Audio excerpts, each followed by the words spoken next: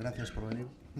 Gracias a vosotros por invitarme. Bueno, me voy a presentar. Me llamo Julio Manso, segoviano de nacimiento, madrileño de adopción y bueno, soy un poco empanado, con lo cual me despisté durante una época y en la época que voy a hacer la mili, que ya me parece que no hay que hacer nada de eso, me tocó venir a Galicia y estuve un año en Infantería de Marina en el Ferrol, con lo cual viví aquí un año, que me lo pasé muy bien. Hice grandes amigos y vuelvo asiduamente, con lo cual siempre es un placer volver a esta tierra. Y a Orense, que era una ciudad que la verdad que por casualidades no la conocía. Así que gracias por la invitación.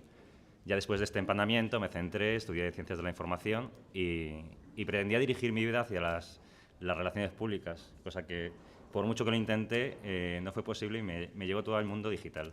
Estuve en dos compañías creativas, dos agencias creativas, Brand Media, y luego fundamos Nextcine, que bueno, fue comprada luego por un gran grupo de medios. De ahí me contrataron en Microsoft y estuve durante 7 años en MSN trabajando en todo el desarrollo de lo que era el portal, su explotación comercial y pues, el cambio de identidad corporativa que hubo durante mucho tiempo. Ahora me sorprende que lo que para nosotros en ese momento eran productos fantásticos y maravillosos, como Hotmail y Messenger, ahora para muchos de vosotros ni siquiera sepáis ni lo que son ni cómo utilizarlos en estos momentos, pero que sepáis que fueron grandes generadores de ingresos para Microsoft. De ahí luego pasé a trabajar en el mundo de los medios. Me fui a trabajar a McCann, Universal McCann es una agencia de medios, en lo que necesitamos hacer distribución de lo que son los contenidos que hacía la agencia creativa en los medios que necesitaban para llegar a los públicos objetivos de las marcas. Durante 4 años estuve entre McCann y Mediacom y entonces decidí emprender esas cosas que de vez en cuando se nos ocurren y monté una agencia de acciones especiales digitales en un momento en que, plena crisis, año 2010, y que las marcas no querían gastarse dinero en cosas que no tuviesen un ROI, un retorno de la inversión claro. Entonces, bueno, pues fue una experiencia bonita, duró año y medio, se fue a la mierda, pero bueno, hay que probar. Volvimos a resurgir y entonces ya con toda esta experiencia de agencia creativa, de mundo tecnológico, de temas de medios, se fundó la compañía Statman Media. Es una empresa española, estamos en España, tenemos oficinas en Madrid y Barcelona, en Europa, en Francia y luego estamos en Latinoamérica. La facilidad del idioma siempre nos ayudó a crecer mucho para allí. Estamos allí en 5 países, todo con oficinas comerciales, pero todo el hub de operaciones se hace desde España, cosa poco habitual en estos momentos. Intentamos que todo el trabajo se quede en local y la verdad que hasta ahora lo estamos consiguiendo. Y bueno, os animo a que echéis un vistazo a nuestra página por si queréis colaborar. Esto sí que es una empresa colaborativa porque vivimos en muchos casos de los publishers, de la gente que son generadores de contenidos de Internet y que los utilizamos para promover todas las acciones de nuestros anunciantes. Ahora voy a pasar a una parte menos divertida porque, joder, después de lo que contáis, estoy entre medias de Google y de alguien que tiene un mundo tan apasionante, lleno de vivencias y el mío es muy pragmático. Nos hemos convertido en algo como consultor. Llegan las marcas, te encuentras sus problemas, o las agencias de medios te encuentran sus problemas, o las agencias creativas y dicen, se me ha ocurrido una cosa, ¿cómo se puede hacer? Y participas en ello, pero es una cosa como muy colateral. Dices, bueno, pues tengo estas herramientas para conseguirlo, que son fundamentalmente publishers, y tenemos unos objetivos, que al final, bueno, pues lo del ROI funciona, pues sabes que vamos a hacer una compañía que se dedica al ROI.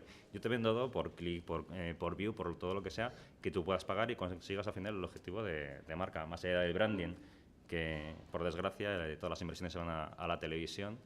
Televisión por aquí, no se metan conmigo, pero sí que es verdad que tenemos una lucha ahí un poco que siempre se exige al medio digital mucho más que a otros, porque nos hemos dedicado durante muchos años a vender las bondades y lo medible que era, con lo cual al final se ha convertido en un problema.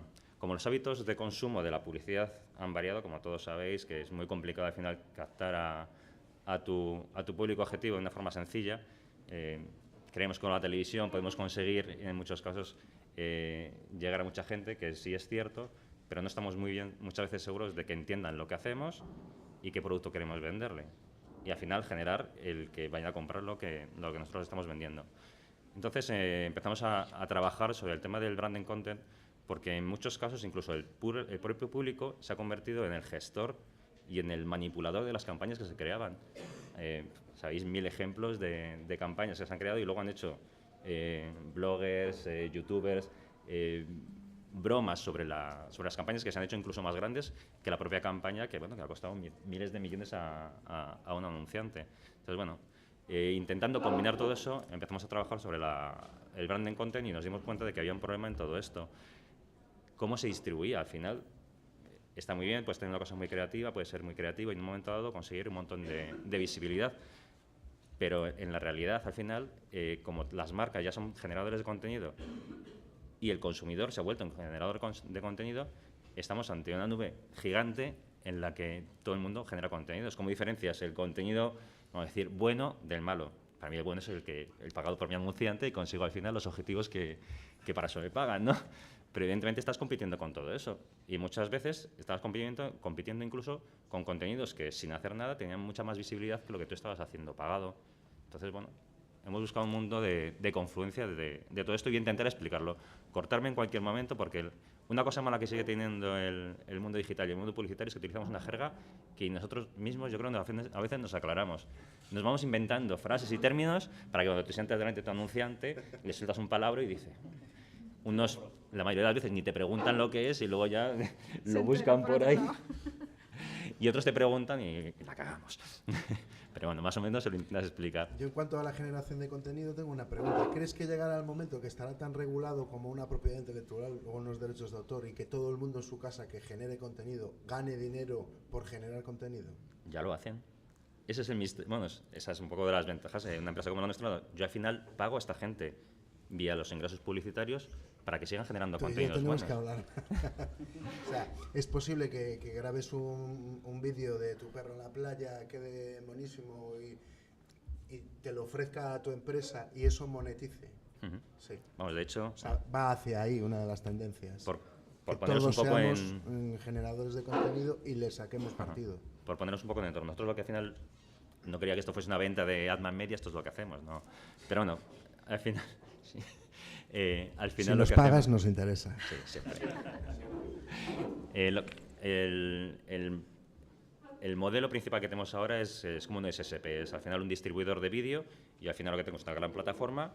Mi anunciante llega, oye, quiero llegar a este público objetivo y le digo en los medios en los que puede llegar, según la inversión que tiene y los objetivos que tienen, que suele ser un clic para dirigirse a la página del anunciante, un view, que al final le aseguro que alguien ha visto su publicidad, que es el miedo que hay frente a la tele. La tele está puesta, pero no tenemos por qué saber si se ha visto o no. Nos creemos los famosos datos de televisión, pero es una creencia a ciegas. Aquí está medido. Tú tienes un tag o un píxel que te pone la compañía y mide exactamente. De 20 segundos estos tíos han visto, unos el 100%, otros el 75%. Además, con las cookies, todos esos que aceptamos ahí, sin pensar mucho lo que estamos aceptando, estás dando acceso a lo que tú eres. Por navegación al final sabes el perfil, si es un hombre, si es una mujer, si es un niño, qué tipo de contenidos ves.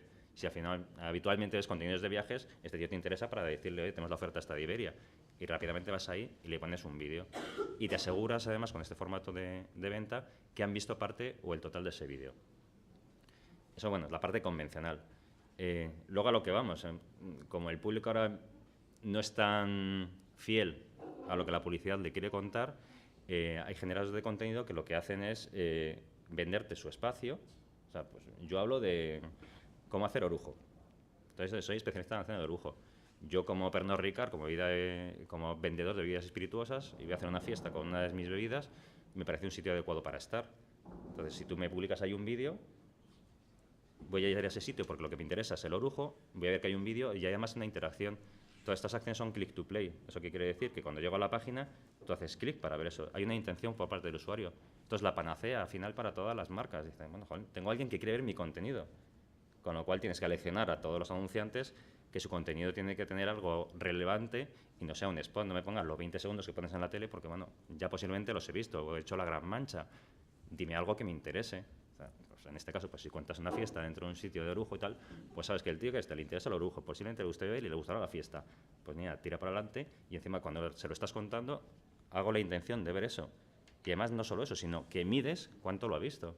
Entonces, la integración y la interacción es va mucho más allá de lo que estábamos acostumbrados hasta ahora. Bueno, yo me enrollo mucho, entonces voy a intentar ceñirme a esto porque si no me despistaré. Ya os he dicho que soy un poco empanado. Bueno, al final es el objetivo llegar al consumidor. Punto importante, ¿dónde buscamos la información? Volvemos a todo como ha explicado muy bien Auri, cómo son los públicos, los millennials.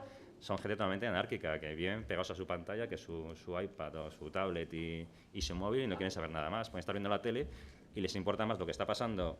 Puede dirigir su atención frente a un programa, lo que están contando en Twitter, que realmente lo que estás viendo.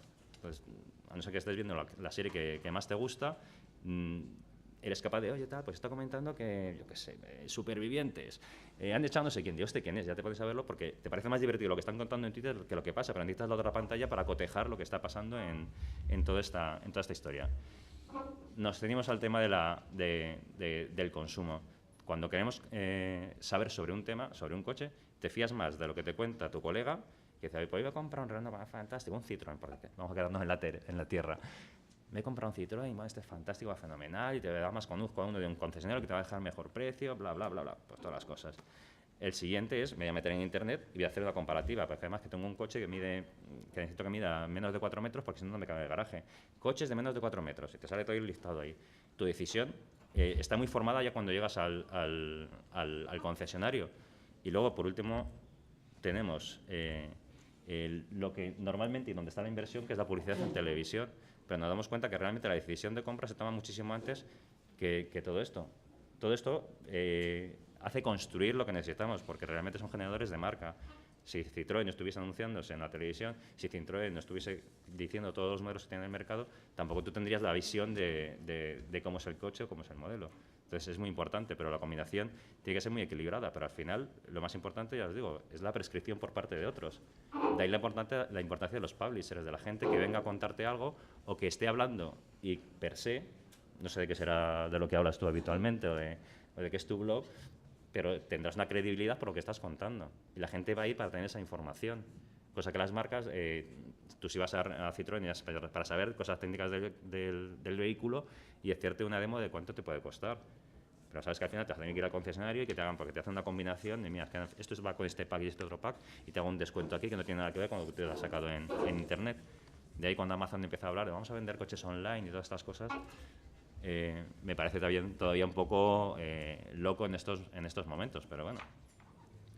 Lo que os digo, la importancia de dónde decidimos la compra. Entonces estamos cambiando lo que es el modelo clásico de la publicidad. Yo me acuerdo cuando salí de la carrera, pues en el año 95, que lo que tienes que hacer es mostrar el producto de la forma más bonita, te gastabas una pasta en producciones y se hacían las cosas de una forma muy diferente. Hoy en día con un móvil puedes hacer un vídeo. Haces un vídeo, estás contando una cosa y tienes un producto, te sacas a ti mismo y es mucho más eficaz que lo que se hacía en ese momento, gastándote miles de millones. Y hemos cambiado el modelo de yo hablo a alguien. Esto es como ahora, yo estoy aquí charlando, vosotros me estáis mirando, dirá algo interesante o no, pero bueno, no os queda otra más que tragar, o sea, no sé que alguien levante la mano y me corte. Pero ahora hemos cambiado a un momento en el que la gente, lo que os decía antes, yo ya publico, ya tengo mis redes sociales. Estaba mirando aquí con el Instagram, con el Twitter, dale que te pego. En el mismo momento se convierte en un periodista en directo para contar lo que está pasando. Y puede ser cualquiera de vosotros, con un móvil en mano, se convierte en un buen redactor, o ¿cómo se llaman los que están en la calle? Los periodistas de la calle, reporteros. En un reportero. De hecho, los telediarios ahora viven de los que han sacado un móvil. Una inundación en Vigo. Y estaba el del piso de arriba, la señora con su teléfono, sacando 3 coches para abajo. Y ahora más imágenes eso, que el propio redactor, que ya cuando llega allí, cuando va con la cámara, no tiene esa información tan fresca de lo que pasa en ese momento. Entonces, bueno, nos encontramos en un mundo muy loco en el que todos tenemos una forma de participar en él. Y claro, al final, de lo que tú haces y lo que tú compartes en tus redes sociales, es lo que se amplifica alrededor de todos sus amigos. Y dice, joder, esto es lo que ha hecho. Entonces otro lo publica y un vídeo que pues yo tengo 500 amigos, se ve multiplicado por N, porque hay un montón de gente que está compartiendo, mis amigos, los amigos de mis amigos, porque hay un contenido realmente relevante. Ha pasado algo, yo lo estoy contando y hay mucha gente que quiere verlo. Entonces, claro, las marcas han dado cuenta de esto. Y dices, ostras, ostras, puedo hacer esto sin tener que... ¿Cómo me meto en las conversaciones de lo que está diciendo la gente sin parecer una marca, sin parecer publicidad? Porque como elemento publicitario estoy muerto. Yo te puedo vender espacios, pues te vendo un Intest. Estoy leyendo un artículo y de repente se te abre a la mitad, a media pantalla, con un vídeo. Y dices, joder, si yo no quería ver esto. A veces a la cuelas y llega el tío y dice, bueno, venga, pues vamos a ver, y te pones el cursor encima y te sale el sonido y te lo tragas. Pero es el menor de los casos. Al final el porcentaje, la cantidad de veces que lanzas esa publicidad a las que has visto es muy pequeña. Y que además hayan hecho clic y se hayan ido a ver el contenido de lo que tú has publicado, pues muchísimo menor. Es muy costoso y al final llegar al público objetivo.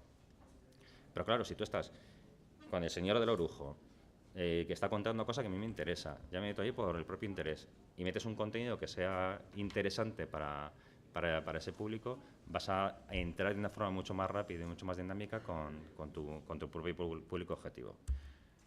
Para esto que necesitamos, el mundo ideal es en el que pues, están los grandes youtubers o los grandes géneros de contenido que les sigue mucha gente, las blogueras de moda. Vamos, si no tienes una bloguera de moda que esté con tu marca haciéndose una foto de la forma más incomprensible, bueno, y alguna se va a partir el cuello, unas posiciones, pero la realidad es que vende. Es que tú llegas a la marca, te sientas con Desigual y te puedes hacer una campaña y luego te sale haciendo una versión con una canción, no sé si lo habéis oído, sobre Desigual, que compite con la propia marca, pero les hace grandes. O si no ha dicho X blogger, que en tu vida habías oído hablar de él, tiene mucho más importancia, mucho más peso que un estudioso de la moda que lleva 1000 años estando ahí, que es un redactor de una revista súper importante y no tiene la misma relevancia ni el mismo peso. Tenemos una exigencia mucho menor con este tipo de publishers, cosa que a mí me parece un poco preocupante, porque le estás dando una validez a unas personas que están diciendo cosas que realmente no sabes si la tienen, pero al final consiguen muchos seguidores. El tener muchos seguidores te hace conseguir más seguidores y te hace relevante. Entonces, bueno, la verdad que es una cosa un poco compleja y complicada. Desde el punto de vista nuestro, la utilización de una selección de toda esta gente y una validez y una profesionalización de sus sitios que pierden un poco la frescura inicial, porque al final tú también tienes unas exigencias. Y mi marca, oye, que llevo con Toyota para que escriba sobre mí, necesito que estas cosas, se revisan los sitios donde aparecen sus comunicaciones, y si hay cosas que no les gustan, con este no trabajo. Pero claro, ha pasado del mundo de los bloggers, que había cientos de miles y que de cualquier temática hay un montón de gente que habla, pero esto también es un trabajo. El tema de los community managers y estas cosas, que todos se toman, pues voy a hacer esto. Para las empresas esas que lo tienen o para quien se dedica a esto es un trabajo y son muchas horas dedicadas a hablar de una marca dentro del marco de comunicación que quiere llevar esa marca. Y ya han pasado muchos años para entender las propias marcas que era necesario tener una persona integrado dentro de sus estructuras para gestionar este tipo de cosas. En un principio, y depende de tu dimensión, se lo dejas a terceros, pero muchos se dieron cuenta. Telefónica, uno de ellos, que decía, bueno, esto que lo haga esta empresa. Y claro, al final son las relaciones públicas de sus marcas. Tienen que tener muy claro los códigos de comunicación, que se puede decir. Esto es como cuando preparas a un teleoperador. Ellos van, te llaman, ¿es usted Julio Manso? Sí. Le llamo de la tele... Te sueltan una retail light y dicen, pare, que no quiero comprarle nada. Pero entre todos esos tienen ya unos códigos aprendidos que es con los que tienen que trabajar.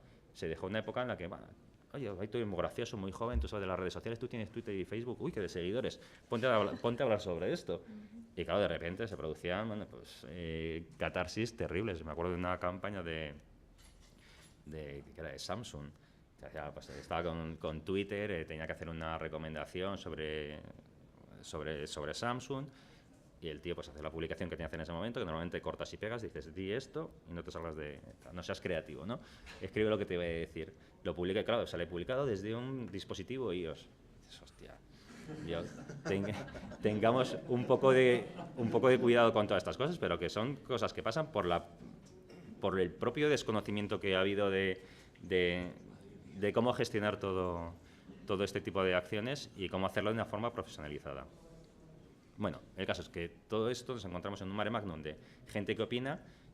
Necesitamos una forma de cómo construir este canal, este embudo de información, y lo que necesitamos al final son publishers para que gestionen todo este tipo de contenidos. Al final nosotros lo que hemos hecho es segmentarlos por temáticas, por lo que hablan, y al final tú se los ofreces a tus anunciantes. Llega IKEA, pues lo que quiero hablar es de cómo tener decorada la terraza. Pues te buscas gente de todo, no solo que hablen de decoración, sino que sean trendsetters o que hablen de cine, de cualquier cosa, pero hay sitios en los que estás hablando de ocio y en esos entornos metes la publicidad. Sí. Es que a mí todo lo que me dices me encanta, ¿no? Y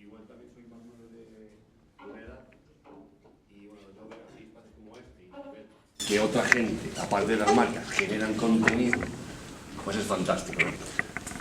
Y te lo digo porque yo soy bloguero. Y bueno, lo que dices tú de la calidad del bloguero.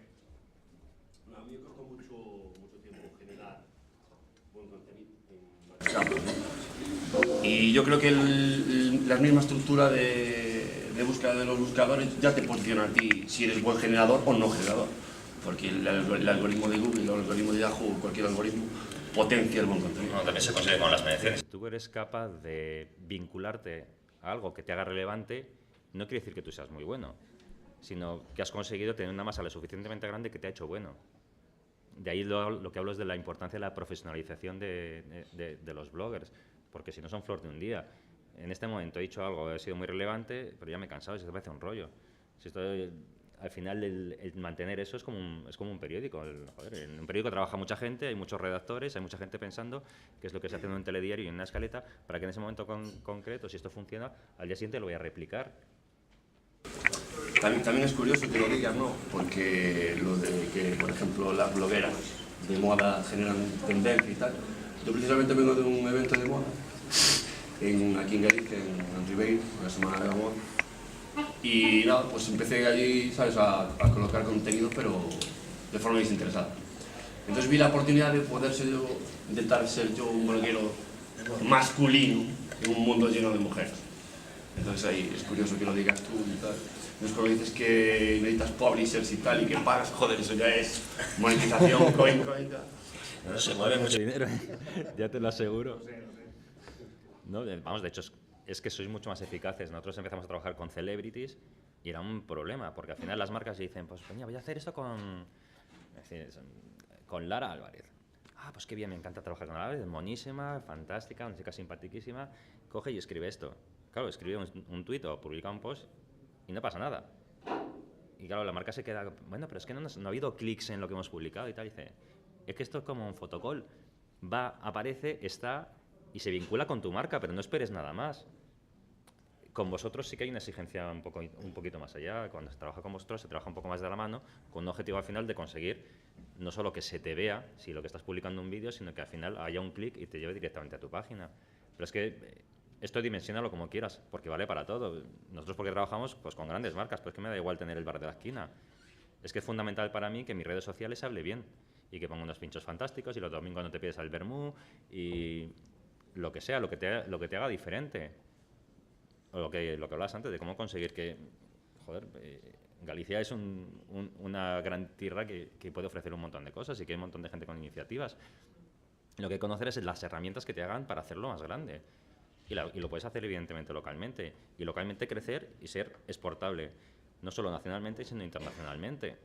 Es también tener la suerte de dar con la idea, que no todo el mundo es tan brillante como para tener la suerte de decir, joder, se me ha ocurrido esto y empiezas y de repente se convierte en un boom. Pero es un... Y a raíz de esto, de esta generación de empleos nuevos, muchas veces se ve la tecnología como que destruye muchísimo la nueva era de la información o sociedad de información. ¿Crees que todos estos nuevos empleos que se pueden estar generando serán suficientes para que no sea la debacle de la humanidad, la tecnología? Son nuevos son muchos empleos. Son nuevos empleos y son, evidentemente, como todas estas cosas, caducas, porque el mundo de la comunicación y la publicidad es muy vertiginoso, se mueve muy rápido y pasan muchas cosas. O sea, hacen falta sitios como donde trabaja Auri, que son hubs que pasan muchas cosas y te dan una visión. Joder, yo te envidio porque tienes una oportunidad de ver un montón de cosas y de ver un mundo completamente en movimiento. Pero para mí, mis publishers, que me da igual donde estén, que me da igual que estén en Vigo, que estén en Huelva. Mientras tengan ese contenido, tengan un sitio que tenga la suficiente relevancia, es lo único que me importa a mí. Que al final tenga un sitio, me dices, tengo tantos seguidores, tantos visionados al cabo del mes. O sea, los datos que al final sean relevantes para mi marca. Yo voy con eso y le digo, oye, ¿y qué? A Vodafone, que sea, pues mira, trabajamos con esta persona porque le respaldan estos datos. Porque al final te miden. Tampoco nos olvidemos que las marcas invierten porque al final hay un retorno para ellos. Lo que corresponda en cada caso, para decirte que subo las tarifas o para decirte que soy una gran marca en el mundo. Pero bueno, seguimos con el tema de la distribución no seguimos. Yo tengo del marketing clásico, estoy de acuerdo con todo lo que dices tú en estos casos. Estoy de acuerdo con todo eso, pero veo un pequeño un pequeño gran problema de todo esto. Creo que la forma de dirigir las empresas en España por los gerentes no contemplan el marketing como una herramienta de mercado para llegar al objetivo, todavía no lo contemplan como una herramienta para alcanzar su público objetivo. Creo que es un problema que nosotros nos encontramos, los técnicos de marketing. Yo me he tenido que reciclar inmediatamente del marketing clásico, de Philip Kotler, etcétera, y todo esto, al marketing digital a pasos agigantados. Y después ya al community manager, ya, inmediatamente, ya, prácticamente. Entonces, cuando llegas a una empresa y le ofreces un producto, le dices que su marca, que su producto puede alcanzar, con una inversión mínima, alcanzar un público objetivo, un target mucho más grande de lo que se puede imaginar esa propia empresa, te topas con la incredulidad. Es lo de siempre. Entonces, yo a lo largo de mi experiencia de los años que llevo, me encuentro con que hay un problema de formación a nivel gerencial. Es decir, tenemos una forma de dirigir las empresas de una manera clásica, tradicional. El jefe, su organigrama, tiene un director comercial, un director financiero, y ellos, ahí se ha acabado. Simplemente van a una cuenta de resultados y hacer el cash, y punto. Y el ROI que ven ellos es el que han visto tradicionalmente. No se atreven, no creen en el marketing o el community, o en la labor del community manager como un medio, incluso el mejor medio, para conseguir que su empresa o su producto se venda pues, en el mayor experto posible. Entonces, mi pregunta era la siguiente.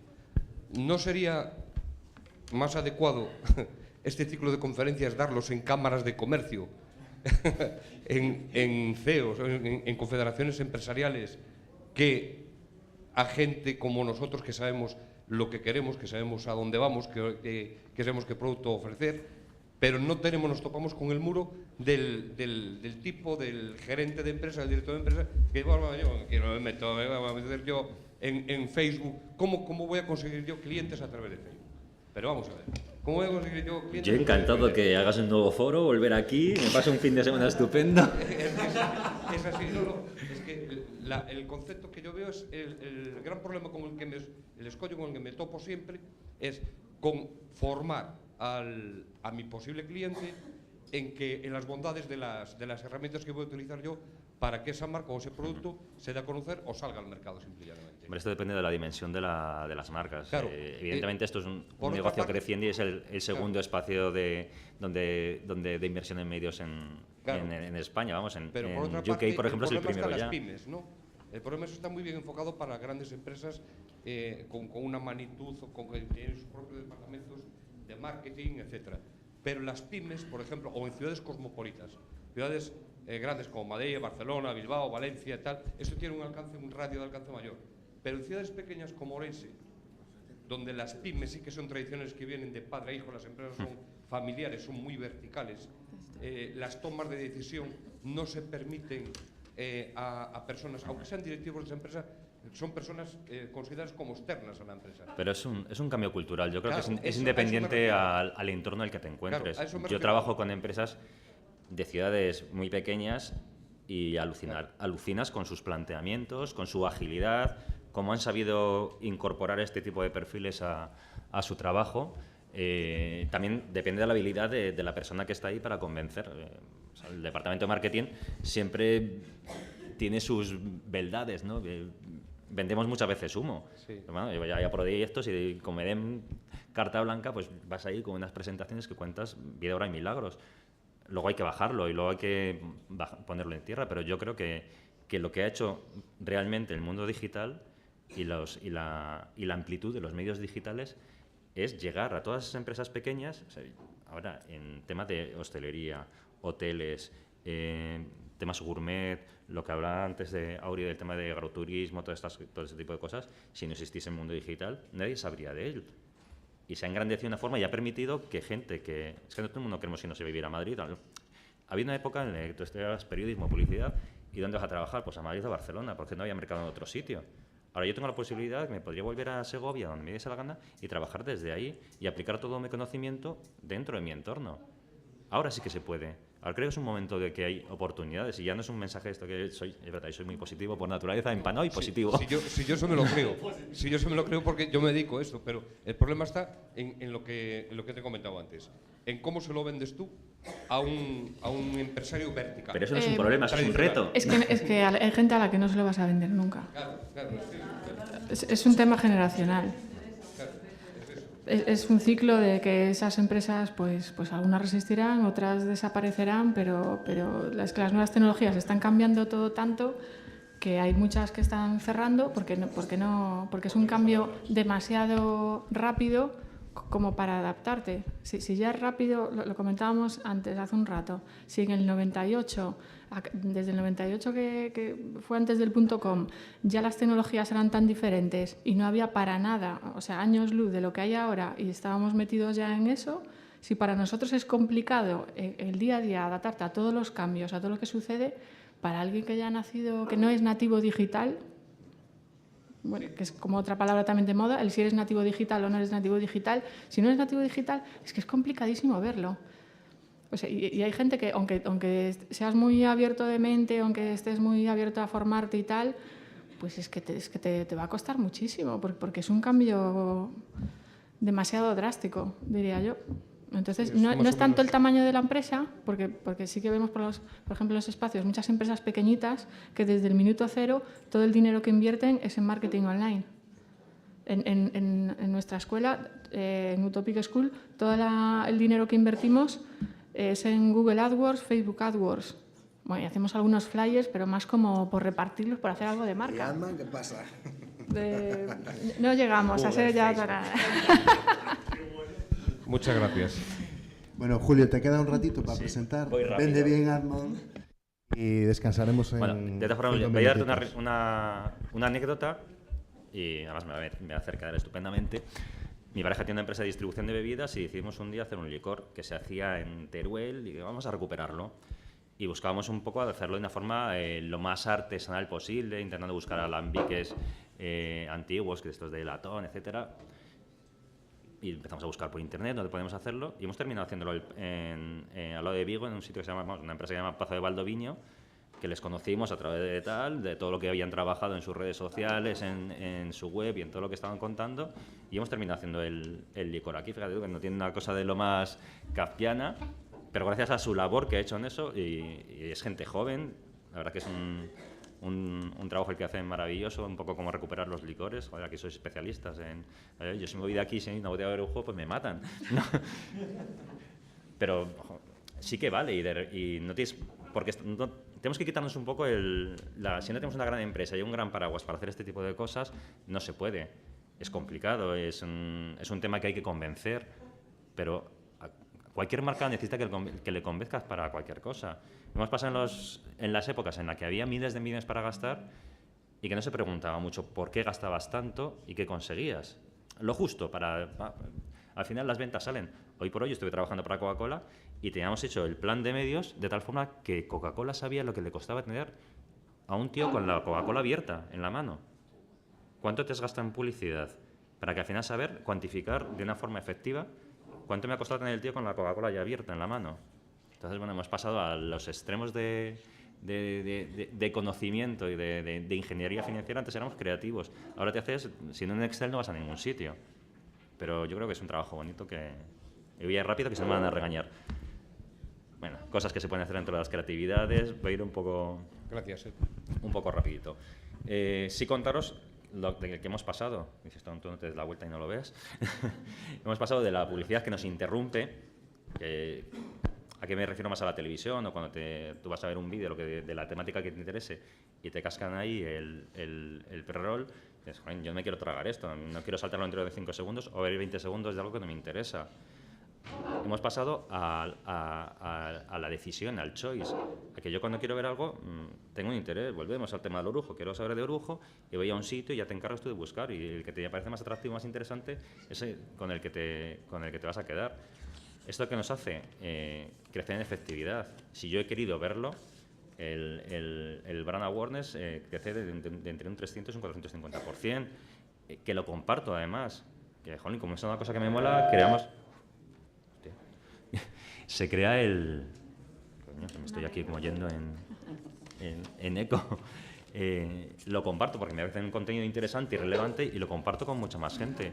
Y además, lo más importante para una marca que ha conseguido el engagement, que al final consiga que me parezca tu marca tan atractiva como para que haga caso en más cosas que me vayas a contar. Con lo cual, todo este tipo de contenido lo que hace es conseguir el earned media. El earned media es la compartición de todo lo que hemos hecho. Ha hecho un gran trabajo, estás poniendo un conocimiento o una experiencia delante del consumidor y como lo parece interesante y relevante, lo viraliza. Lo que decimos, esto es una forma un poco práctica de ver cómo es el contexto. Estoy en la televisión, veo una publicidad y ahí te has quedado. Y hoy en día te pueden poner un hashtag o puedes seguir viendo el vídeo en YouTube, pero poco más. En cambio, el otro, la publicidad que tú estás los contenidos que tú estás buscando, si son relevantes, al final se hacen muy, muy, muy grandes. El tema de analítica, de por qué surgen este tipo de empresas como las nuestras, porque al final, claro, ya tengo un contenido relevante, pero ¿cómo consigo llevar a mucha gente? Necesito tener incentivadores. Nosotros tenemos productos en los que conseguimos ser trending topic. Yo utilizo a 15-20 publishers que son muy relevantes en Twitter y consigo hacer un trending topic un día, porque a una marca le interesa tener una relevancia directa en ese día sin tener que pagar el promoted trend que te ofrece Twitter. O hacemos acciones con Instagramers para, yo que sé, Volkswagen Polo se inventa un término que es patterning, que lo que quiero es que los fines de semana me dedico a hacer deporte con mi hijo. Si tú publicas una fotografía haciendo cosas al aire libre con tu hijo, entras en el sorteo de 4 GoPros. Pues yo cojo a gente relevante que publica esa primera foto y hace que todo el mundo conozca esto. Y con 15 publishers conseguimos 500.000 fotos, que numéricamente no son los grandes números de la televisión ni las grandes coberturas, pero al tío que consigues tiene una relevancia y una importancia mucho mayor que cualquier cosa que hacemos en ese tipo de medios. A ver, ¿cómo sigo siendo? Voy corriendo aquí. Bueno, pues eso, con 300 influencers, pues coges una campaña de Nike, vas a hacer 5 10Ks en toda España y es la propia, llegas a un sector de los runners, etcétera, que son ellos mismos quienes cogen tu contenido y lo publican sin tener tú que pagarles por ello. Y haces una relevancia y le das un tamaño a este tipo de acciones fantástico. Se ve que casi el 50% de los vídeos publicados se ven al 100%, que es una barbaridad. O sea, alguien que ha decidido ver un contenido y se queda a verlo los 40, 50 o minuto y medio que dure. Y es muy relevante y eso, el engagement y la positividad que da frente a las marcas y al producto que estás ofreciendo en ese momento es muy, muy alto. Con lo cual, ventajas, siempre el engagement, la integración con la marca que nos da es altísimo y muy elevado. Potencia lo que es la compartición, que es fundamental. Hoy en el día el uso de las redes sociales lo que lo vale es para amplificar cualquier contenido o cualquier cosa que queramos contar. Que estamos metidos dentro de los contenidos que son relevantes ya para ti y por eso vas a verlos y repites. Nos ayuda al SEO de las marcas, fundamental. Vamos, nos dará ahora a mí ya seguro que una clase magistral sobre esto. Dice, no, yo no me dedico a eso, pero seguro que alguna cuña metes. Y luego la medición, que es me he ido a la parte más creativa y más divertida, pero sin la medición, sin el análisis de todo lo que pasa, la ventaja y el gran mal de todo lo que hacemos en digital es que se puede medir. Hay que estudiarlo, hay que ver lo que funciona, hay que hacer un análisis concienzudo y tiene un trabajo bastante arduo y no muy querido por todos. Aquí podéis ver, tenemos una página que se llama Content Matters, que ahí podéis ver un montón de ejemplos de acciones que hacemos con diferentes anunciantes en todo el mundo. Y bueno, pues si veis que queréis ver alguna cosa que os parezca relevante. Y no lo olvidéis, si no gestionáis vuestro propio, si sois marcas, si tenéis un producto, si no lo gestionáis vosotros mismos, no vais a poder gestionar bien todos vuestros resultados. Gracias.